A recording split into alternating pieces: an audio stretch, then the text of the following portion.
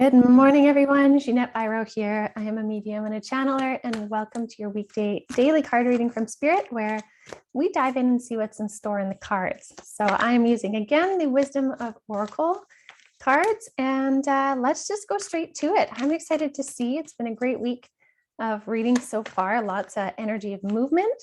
So let's see what they have to say. Okay. Look at that. Did you look at that? Oh my gosh. Okay, I'm going to take one more bonus. This is really great. So I shuffle these cards a ton. I shuffle them before we start, and then I shuffle them when we start, right? And you guys can see that. When we get, oh my gosh, when we get these repetitive cards, I love it. Okay, we have co-create, like we had as jumper cards yesterday, followed by new life, like we had as jumper cards yesterday, followed by breathe, like we had in the reading. Then I shuffled again and pulled one more, and we got deep knowing, like we had yesterday. This is fantastic. This is just beautiful alignments when Spirit does this. When, like, I shuffled several times, as you could see, and they're popping out in that way. When Spirit does this, when the cards come out so similar, it's to really pay attention to that message. It's really that it is a current energy at play. So I want to talk about these kind of all at the same time, really. This is huge energy right now. Huge energy of co-creation, co-creating the new life you want based on your ability to come back to center, to breathe, and tune in to your deep knowings. This is what this is saying. This is huge, meaning your ability to manifest based on your energy is a big game player this week. Big game player. And if any of you have watched the Jeanette Biro podcast or listened to it, it was about all the energy in April, and April is all about magic energy. So this really reminds me of exactly that. Co-creating, creating that magic energy for April to help bring through the best alignments for you. And that's what's happening right now. And there's a knowing to this. And so we need to dive into that knowing.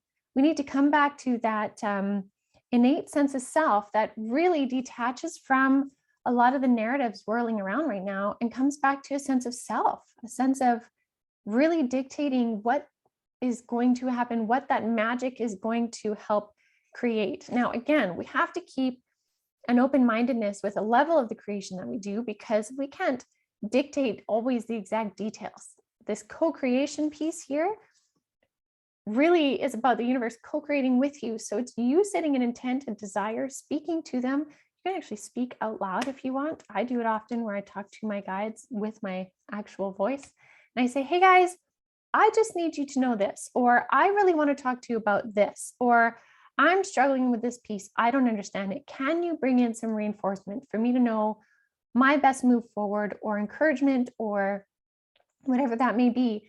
When we really grab hold of the idea that we can communicate to the universal energies, to our guides, to our spirit guides, to those in spirit, knowing that they wish to help us live in our best alignment, we create some real magic in our path. And it's true, but we have to be willing to do. And some people don't realize that willingness starts with talking to them. So that's one big piece in creating your reality. But also is this ability to quiet the self, quiet the mind, take moments of pause to recalibrate and reassess where you are coming from. Kind of like, yeah, they're showing me right now that if we get caught up in the whirl of the energies, if we get caught up in everything happening on the news, everybody's opinions, everybody's thoughts on this and this and this, we start to disconnect from the self and disconnect from the heart space. We start to disconnect from our own knowings, and we start trying to follow the knowings of others. And sometimes the knowings of others is going to align with us, and that's a good thing. But the thing we have to pay attention to is when we fall out of alignment and we are grasping at things to try and make us feel more centered. When you're grasping, that's a call to go inward.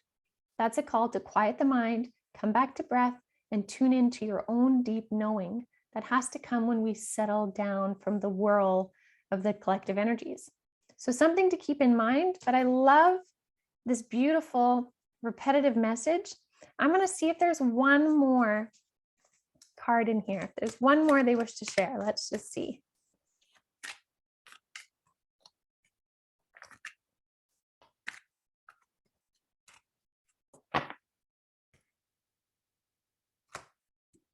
One final message. Okay. This one, so this can mean soulmates in terms of romantic relationships. And for maybe some of you, that's exactly what you're manifesting. But the more general sense that I get from this card, this also represents conscious choice.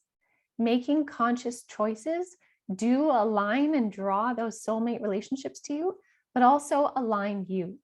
You are your greatest soulmate. You knowing yourself is the greatest love that you can know. And from there springs forth all other bounties in relationships. And that comes back to conscious choice. Conscious choice helps you understand your frequency. And that's what matters here in all of this. So beautiful cards, you guys. This is just lovely. So I will leave you with that for this Thursday. I'll see you guys again tomorrow and we'll see how we round up the week. So have a beautiful rest of your day.